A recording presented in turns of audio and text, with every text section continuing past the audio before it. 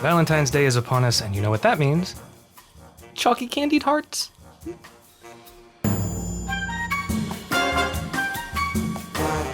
Welcome to the Inkademic Valentine's Day special. On this episode, we're looking at whether body modifications, tattoos, piercings, or facial scarring in particular, actually make you more attractive. So a little bit of a disclaimer before we really get into the content. Most of the peer-reviewed literature that I could find on this topic was very heteronormative. What I mean by that is it's focused on cisgender, heterosexual relationships and feelings of attractiveness. So that's going to be the framework within which this video is presented. Now, I would love to know about any peer-reviewed literature out there that focuses on other types of relationships that are not heteronormative. So if you know of any, please do share them in the comments below. So fact is, there's really no good yes or no answer about whether or not body modifications like tattoos, piercings, and facial scars actually make you more attractive. It's really kind of a personal thing, but what we can do is look at trends and tendencies across populations. So that's what we're gonna do. So first things first, we should probably talk about whether or not people get these body modifications because they want to become more attractive. If that is a driving force behind the decision to get modified. So again, yes and no. Sensing a theme here? One study found that men are more likely to be tattooed, whereas women are more likely to be pierced. The most common reason given for wanting to get these kind of modifications done? To mark individuality. Whether this was for aesthetic reasons, to fit into some sort of subgroup, I'm still trying to figure that one out, or because of peer pressure. So while people that were surveyed did not, quote, consider body modification as a means of increasing attractiveness or self-esteem, over half of those tattooed and over 2/3 of those with piercings do think that it increased their sexual attractiveness. And I think that scans, right? It's believable. People do it because they like it. They like the way it looks. They think that it looks good and they look good with them, I guess. But it's complicated, right? People with tattoos are more likely to say that they receive negative feedback from peers, whereas people with piercings are more likely to say that they feel like they receive negative feedback from kind of society in general. And I'm planning on doing an entire video on this, society's reactions to these kinds of things, not person reacts to tattoos, but how people actually feel about it in the larger scope of things. So keep an eye out for that in the future. So what if we could boil this down? What about attractiveness? What about tattoos? Generally speaking, tattooed men are seen as more dominant, whereas tattooed women are seen as, and I'm just reporting the literature here, less healthy. And again, if that sounds like crap to you, I get it. Sounds like crap to me too. Links to all these studies down in the description below.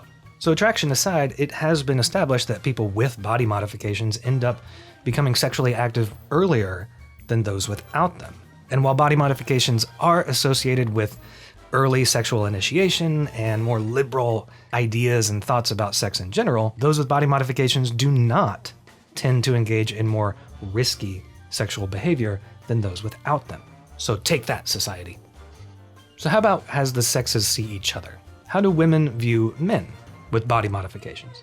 There was one study that actually looked at the change in fertility status of women when they look at tattooed men versus non-tattooed men. It was based on attractiveness, masculinization, feelings of dominance, aggressiveness, or even just the potential that they perceive that man to be either a good partner or a good father.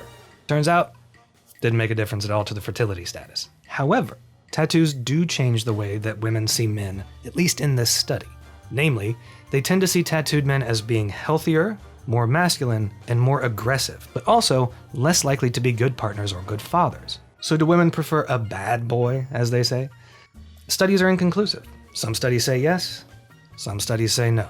But this idea just kind of seems to persist. And it very well could be the case. I'm just describing what's in the literature. And it might all just come back down to it's personal. Remember, this stuff is complicated. There's really not going to be one consistent feeling across the entire population. It's also worth noting that a lot of these studies are convenience samples, right? They're just very small groups of people, typically in one location. So I highly encourage you, if this interests you or angers you, look at the description, check out the studies, and do one of your own. So a side note, while I was doing this research and I kept running across the idea that tattoos would make someone seem healthy or unhealthy, I couldn't quite figure that out. I thought, is it related to someone has a tattoo, therefore they have a disease or something like that? But the thing that I could tease out was that, and this surprised me, if you can see a big tattoo on someone, you can see their skin. You can actually see if they have some sort of disease or some sort of disorder or something like that. If the tattoo is clean and healed and looks nice, chances are the person is vibrant and has a healthy immune system and all that good stuff. So when you hear healthy versus unhealthy, that's really the context that you should hear that in. I mean, I never thought about that. So how about the flip side? How about how men see body-modified women? Are tattoos and piercings attractive? Well, there's one word that really sticks out in this research, and that is stereotype. One 2007 study found that both men and women found tattooed women to be A, less attractive, B, more sexually promiscuous, and C, heavy drinkers. And that's just from looking at a picture. The strength of these negative associations increased as the number of tattoos the woman had increased, not necessarily the size or the placement or anything like that, just the number. This seems to be the general assumption. Another study was done where researchers had a woman lie down on the beach, face down, reading a book. Sometimes that woman would have a large visible tattoo, and sometimes she would not. Different women, different times, maybe different tattoos too, I don't know. And the researchers, without telling the women, were studying to see how differently it attracted men on the beach to approach that woman. Turns out, the women with the tattoos were not only approached by more men than those without them, but also approach faster. So the researchers said, why would that be? And kind of what they came up with was that a tattoo visible like that signifies something, at least to these men in this study. It signifies possibly that the woman is available and is, again, maybe a little sexually promiscuous. So they have a better chance of having sex on a first date, essentially. So it appears that these men see the tattoo as a cue that signals greater sexual intent and or receptivity. Whether or not that's true, but the study goes on. There's a suggestion that women have a greater chance of choosing a high-quality mate if the pool from which they get to choose from is larger. Study found that that tattoo was a way of increasing that pool size. Now, if men want to do the same thing, have multiple partners, choosing women that exhibit these signs is potentially one way of doing that. So, cosmetics, clothing, tattoos. And it's important to remember here that we're just talking about associations, right? I'm sure you've heard the phrase, correlation is not causation. Just because two things are associated with one another does not mean that one of them causes the other. And this is a great example of that. So, for example, adolescents associate permanent tattoos with sexual intercourse. It doesn't mean that getting tattooed means that you become promiscuous. That's just false. There's a lot of people out there that have virtually invisible tattoos, hidden ones that you will never ever see. So there is no causal relationship between those two things because of simple association. Simply the act of getting tattooed does not make you more promiscuous. So interestingly, it's not just a binary have a tattoo or don't have a tattoo and therefore attractiveness changes kind of thing. After all, tattoos are a form of visual communication. But what can happen is that the meaning of the tattoo for the wearer can be something drastically different than what the viewer is interpreting it to be. For example, one study looked at specifically older women and tattooed versus non-tattooed and their attractiveness, but also credibility and promiscuity. So here's what you probably already know.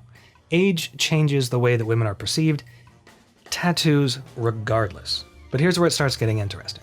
Older women without any tattoos were considered more attractive than older women with either feminine or masculine tattoos. However, older women with feminine tattoos were perceived as more attractive than older women with masculine tattoos. Now, what about younger women? For younger women, masculine tattoos were seen as more attractive. Presumably, there is a kind of rebel association with tattoos, which I think is a little bit tired now, but I guess is still a thing. And this rebel association makes women with masculine tattoos seem like they're making a statement. Whereas younger women with feminine tattoos, those tattoos are very often just seen as accessories. So speaking of making a statement and having an accessory, what about scars? Are they actually sexy? I mean, we've seen them in media for ages, right? Everything from Khal Drogo to Tyrion Lannister in Game of Thrones to Scarface to Poldark. What you don't see as often is the women. But how about Mary J. Blige, Tina Fey? I mean, a facial scar can add a certain level of badassery. Even in video games, we're given the choice to scar our characters as we create them, to give them maybe a backstory or to make them look more interesting. Or maybe just to set them apart. Dueling scars used to be a sign of tremendous social importance. To have a scar that you got during a duel was to suggest that you were part of a social elite. In fact, people used to want to get wounded. The goal was not to win in a duel. The goal was to get the wound and then show it off. And the scar was the important part. People would actually pull apart their wounds and sew horsehair and stuff into it just to get the most prominent scar possible. The goal was for the scar to be noticeable. But does noticeable mean attractive? Well, again, yes and no. For men, non-severe facial scars do increase perceived attractiveness. So women perceive men with facial scars to be more attractive than those without. However, this is only true for short-term relationships, not long-term relationships. And in fact, the opposite is not true. Women with facial scarring, it doesn't change their perceived attractiveness by men one way or the other. So while these kind of things can change a person's perception of how they find themselves attractive, not all forms of facial scarring are seen negatively. Some of them are just sexy. So one final question remains. Do you want to be attractive? There is anecdotal evidence that by clicking that subscribe button and ringing that little bell, that is exactly what will happen. Because remember, knowledge isn't just power, it's also sexy. But what about you? Did you get modified to become more attractive? Do you find people with tattoos, piercings, or facial scars more or less attractive? Are you actually going to get that little Cupid tattoo on your butt for Valentine's Day? Let us know in the comments. Until next time.